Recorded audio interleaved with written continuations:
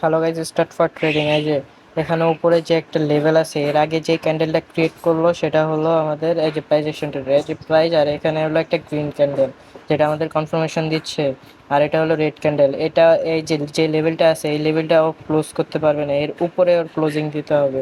আর যদি এটা ক্লোজিংও দিয়ে দেয় এর উপরে ক্লোজিং দিবে, কিন্তু এই যে গ্রিন ক্যান্ডেলটা এটা ডাউনে যাবে না।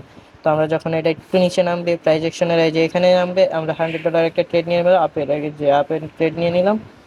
এই যে এখন সেটা উপরেই যাবে, যেভাবে হোক উপরে ক্লোজিং দিবে, ওর নিচে ক্লোজিং দেওয়ার কোনো পসিবিলিটি নেই।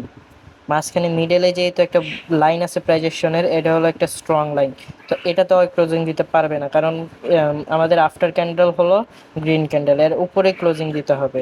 তো আমরা টাইম লাইটিং ওয়েট করি। এই যে আমার অ্যামাউন্টটা আছে হলো 980, আর এখানে $100 এটা ট্রেড নিলাম। ওকে, দেখা যাক। এই যে প্রাইজেকশনের আমার যে ট্রেডটা, প্রাইজেকশনের উপরে কিন্তু কোনো ট্রেড হয় না, এই যে প্রফিট। That's great.